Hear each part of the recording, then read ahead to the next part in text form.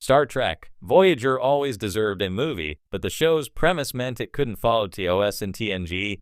Star Trek Voyager should have gotten to have a movie follow-up, but the premise meant it couldn't follow in the footsteps of Star Trek, the original series, and Star Trek, The Next Generation.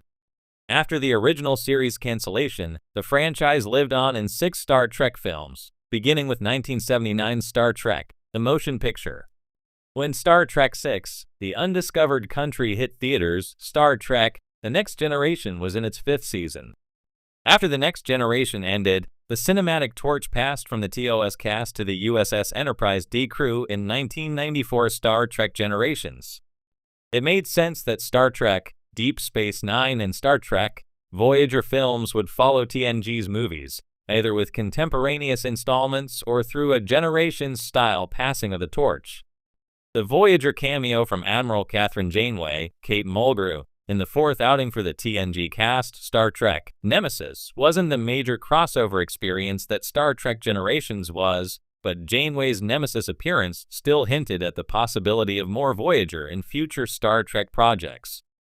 That hope fell flat when Nemesis failed to live up to box office and fan expectations. Star Trek Voyager deserved to have a movie like TOS and TNG. Yet Star Trek Voyager deserved to have a movie like TOS and TNG, given their similarities. While DS9 broke new ground for the Star Trek franchise with its serialized storytelling and weighty character arcs, Voyager conducted business as usual with episodic adventures in unexplored space.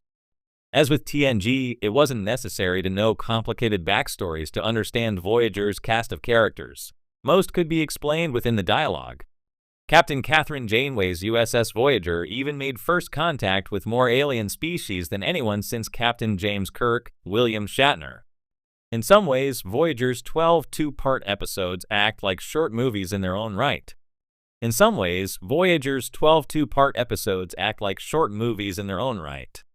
Star Trek Voyager Season 5, Episodes 15 and 16, Dark Frontier, was marketed as a Voyager television movie, presented as one uncut episode when it first aired and on streaming services. Voyager Season 3, Episodes 8 and 9, Future's End, feel like a direct homage to Star Trek IV, The Voyage Home, with the USS Voyager crew in 20th century San Francisco solving problems with a modern-day female scientist. Unfortunately, these episodes were ultimately just substitutes for the big-screen cinematic experience that could have been. However, the story and conclusion of Voyager made a movie continuation complicated. Voyager's concept of being lost in the Delta Quadrant was perfect for a Star Trek TV show that continued the legacy and format of earlier Star Trek shows. The TOS and TNG movies show what happened after their series endings, more or less in real time, with the continuing adventures of their respective USS Enterprises. Unlike 2's abrupt end and TNG's more open-ended finale, Voyager ends with the USS Voyager getting back home, which meant there could be no continuing adventures for Janeway's crew. Instead of being direct continuations like the TOS and TNG movies, a Voyager movie would have to be very different from the TV show. The concept that defined Voyager, the unfamiliarity of the Delta Quadrant, would not be present in any story set after the finale. Instead of employing the safe storytelling that made the series easy and enjoyable to watch, a Star Trek Voyager movie would have to chart new narrative ground. Additionally, after Star Trek Nemesis's box office disappointment, investing in a Voyager movie, especially one drastically different from its source material, would have been too risky. Star Trek Voyager remains one of the most underappreciated gems of the Star Trek franchise. While the original series TOS and The Next Generation TNG both received their own cinematic outings, Voyager was denied the same big-screen treatment. Given the show's rich characters, compelling storytelling, and thrilling Delta Quadrant adventures, it always deserved a movie. However, unlike its predecessors, Voyager's unique premise, stranding a Federation crew 70,000 light-years from home, made the transition to the big screen far more challenging. Unlike TOS and TNG, which had the flexibility of an ongoing Starfleet setting, Voyager's fundamental narrative was about the journey itself, meaning that once it reached Earth, the story was essentially over. Voyager's cinematic potential. A Star Trek Voyager movie could have been an epic adventure, capitalizing on the show's strongest elements: Captain Janeway's command, the Borg threat, Seven of Nine's arc, and the crew's desperate struggle to return home.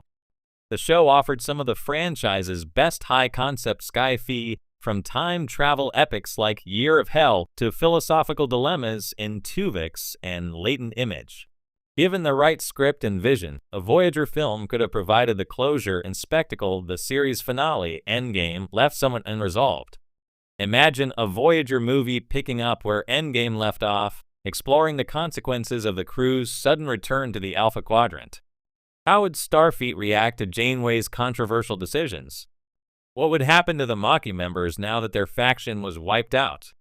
Would the Doctor fight for equal rights as a sentient hologram? A film could have tackled these questions while delivering the kind of action and adventure expected of a Star Trek movie. A major cinematic draw would have been the Borg, Voyager's defining antagonist. Seven of Nine's arc, as well as Janeway's personal vendetta against the Collective, would have made for a compelling big-screen conflict. The movie could have featured a last-ditch Borg retaliation, perhaps even a final showdown between Janeway and the Queen. The problem with a Voyager film: despite its potential, a Voyager movie faced a unique narrative hurdle. Its entire premise was built around the journey home. By contrast, TOS and TNG both had open-ended stories, allowing them to transition into films with ease. Kirk's crew was already well established in Starfleet, meaning they could seamlessly embark on new missions in Star Trek, the motion picture, and its sequels. TNG also benefited from this flexibility, as Picard's crew continued their work aboard the Enterprise even after the series finale. But Voyager was different. If a movie were to take place after Endgame, the crew would no longer be lost in the Delta Quadrant.